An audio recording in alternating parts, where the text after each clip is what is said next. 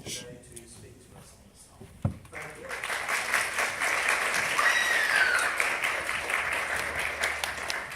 Hi, thank you.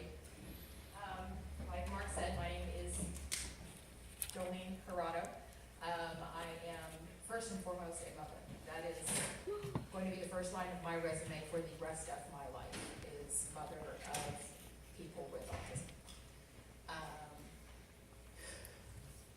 I've been married for 20 years to my husband, Andres. I have 3 kids. I have a bachelor's degree in anthropology, a master's degree in marriage and family therapy, and I'm a nerd. I'm a total nerd. I'm a huge nerd, like you wouldn't believe. Like Doctor Who, Star Trek, all the Marvel movies, all of them. So that's me. But it's so much more than that, because once you are a mother or a parent, that fundamentally changes who you are, and it fundamentally changes your priority set. So yes, I love all things nerd. I will study every anthropology journal you put in front of me. I love staying up to date on my psychology, journals and all of that. But first and foremost, I am their mother. So what is autism? This is directly out of the diagnostic manual. It is dry. It is extremely descriptive. It is extremely accurate. But it doesn't tell you half of what it is to be a person with autism or to be raising a person with autism. We talk about persistent deficits in social communication, social interactions. Well, we know people who aren't autistic who just aren't good with people. We all know that one guy that you just, please, you don't want to have lunch with. But that doesn't make him autistic. What makes that person autistic? Problems with social emotional reciprocity. Again, in the video, the man discussed he just wanted his son to give him a hug. And I know so many parents with autism that is the only thing in the world they want, is for their child to be able to express how much they love their parents. Nonverbal communications, deficits in developing, maintaining, and understanding relationships. And then the severity of autism, as you've heard people talk about, a lot of times people use the terms high functioning, middle functioning, low functioning. This is where we get the severity, what kind of repetitive behaviors, all that. And like I said, this is straight out of the diagnostic manual, and it is boring, dull, because it is nothing like living with a person with autism. This is my family. This is actually my favorite picture of my family, because it is the epitome of who we are. That is me and my son in the background cutting up, like we always do. My daughter Jessa looking aggravated with all of us. Emma not wanting to stand still, the little one. And my husband trying to corral all of us into one picture. That is my family encapsulated. That is all of us in our daily lives. That is the most brutally honest picture of our family I have ever seen taken, and I adore it. That was taken, my daughter is Hispanic, and that was at her quinceanera, which not a lot of girls with autism get to have, so we were very fortunate to be able to pull that off. So we're going to start with my oldest son, AJ. I was 19 when I gave birth to AJ. I had no clue what I was getting myself into. You see him laying there, so cute, so sweet, on his first night home. That is probably the only time he ever slept in that bassinet. From the time he came home from the hospital, he had to be in someone's arms. He had to be moving. He had to be reassured. He had to have pressure. There was no putting him down. And then when he learned to walk, there was no stopping him. He was a hurricane that was the great Houdini. We had to put special locks on our doors to keep him from escaping into the neighborhood at the age of 2. And that didn't stop him sometimes. I had a neighbor bring him home at 6 o'clock in the morning one time because he was the great escape artist. And this is my son at his high school graduation this past summer. So how do you go from a child that won't be set down, a child that didn't learn to speak until he was 6, a child that didn't understand that it was dangerous to run outside by himself, to someone who graduates from high school? And the answer is a lot of hard work and a lot of patience. When he did learn to speak, he was finally able to open a new world for him. whole new world, enabled him to connect with loving teachers, to connect with loving speech therapists, to connect with his mother and father and his sisters. And now he is a college freshman studying to become a film editor. That is his dream. He wants to be a film editor. So I'm extremely proud of him. This is Miss Jess Elise. That is also her first night home. And that is her taken 2 weeks ago. Jess Elise is my child that one would consider disabled. Jess Elise will never live on her own. Jess Elise will always be my child. She will always be in my care. Sorry. Jessa seemed like, unlike her brother, we didn't know anything was wrong when Jessa was born. Jessa seemed like a perfectly happy, healthy, bright baby. It was suddenly, around the time you hear these stories about autistic kids, that just one day they stop talking. One day they regress. One day they start losing skills, and that was Jessa. Around the age of 18 months, she stopped being able to speak. She had started speaking at 4 or 5 months. And at around, 18 months, she just stopped. And I didn't hear the words "mama" again until she was 4.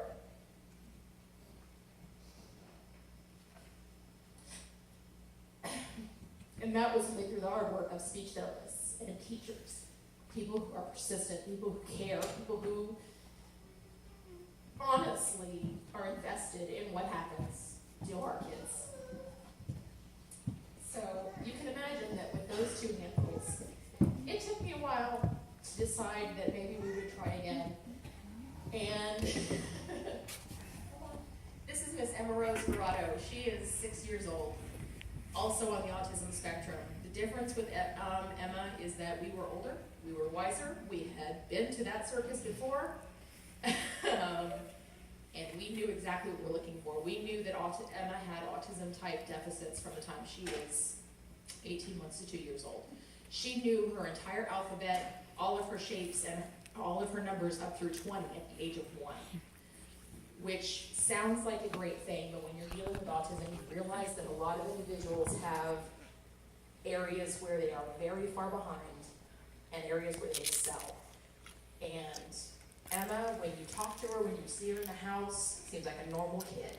You don't see the autism in Emma Rose until you put her with other 6-year-olds. And then you realize that something's just a little off. So, where do we go from here? So this is our family, and this is how we live, and this is, day by day, autism is just part of who we are and what we do, and it's our everyday. And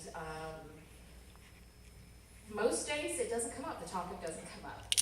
And then there are days where every topic comes up because somebody has an MRI, somebody has a speech therapist evaluation, somebody has an IEP, somebody has something. So some days you feel like a normal family, and then there are days when you absolutely do not. So the impacts of autism.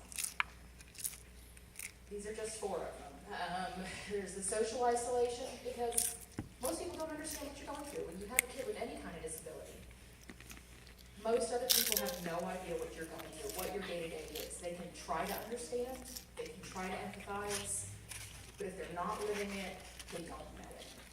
And then there's the familial isolation. Both of my husband and I come from large extended families, but we're very isolated from our families because they don't understand that Jessa can't handle a lot of noise at a large, noisy family Christmas. Or that, Emma's gonna have a temper tantrum if she's out up too late, or, they don't understand the things that we're going through. So there's a lot of social and familial isolation that makes us feel very cut off, and we depend, therefore, on other people going through what we're going through for support.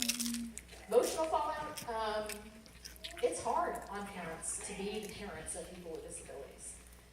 It's hard on the kids with disabilities to be dealing with those disabilities. But then, as parents, you're constantly wondering, could I have done something different? Am I doing everything that I could possibly do to ensure their success? So there is a great great emotional strain. There's actually a study that shows that mothers of children with disabilities have the same amount of stress hormones in their system as active duty military members. People in the battlefield, mothers of kids with disabilities are carrying around the same amount of stress hormones as our soldiers in the field. And that's an everyday, just walking around. And that's a silent battle that I don't think most people recognize. The financial fallout is that I'm not working. I have a master's degree in marriage and family therapy, but like I said, Jessa will forever and always be the first line of my resume. My job is going to forever be her success, her care. And that puts a huge financial strain on the family, especially if insurance, we don't know what our insurance situation is going to be 1 year to the next. So who's going to pay for speech therapists? Who's going to pay for her MRIs? Who's going to pay for her orthopedics? Who's going to pay for this? It's a huge financial fallout for the families of people with autism. So individuality. Not every kid with autism is the same. My kids they look exactly alike. They look like they were cut from the same cloth. They all have unique personalities. None of them are, they all, one's an early riser. Jessa doesn't go to bed till midnight.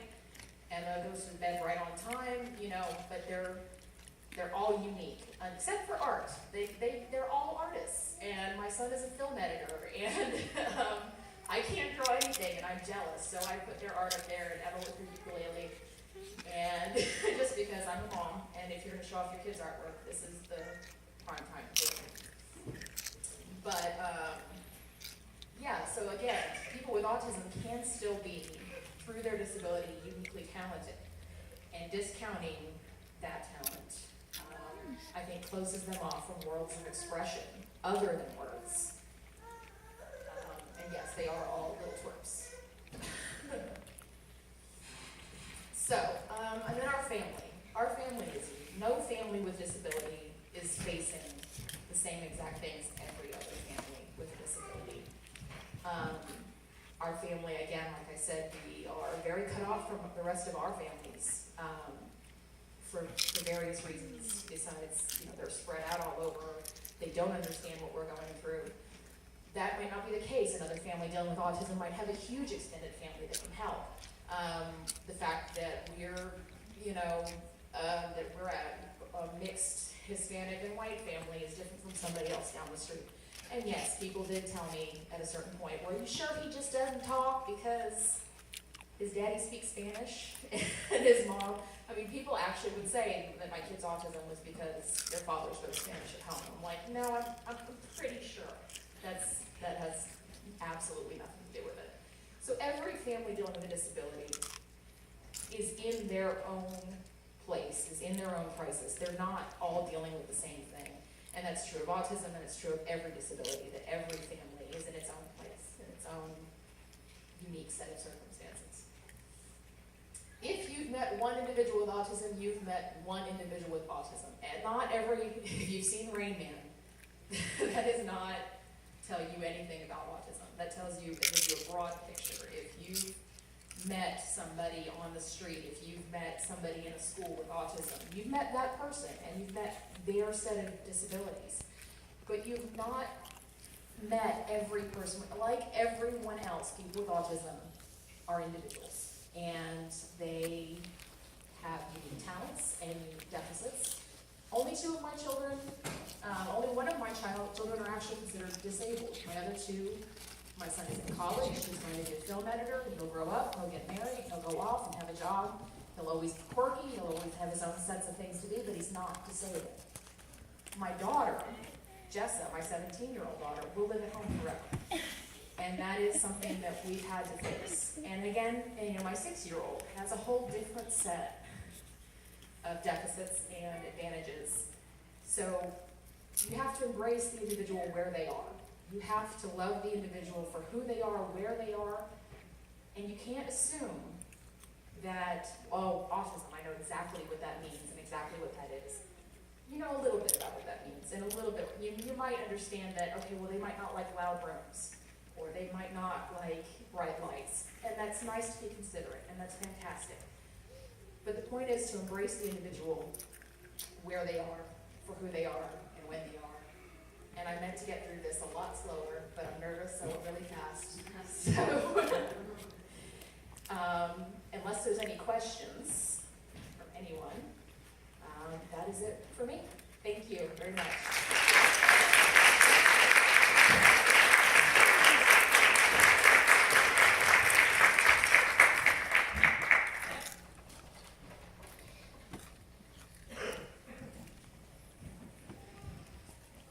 Hi, I'm Zach Tanner, and the Cerebral Palsy Foundation asked me to help them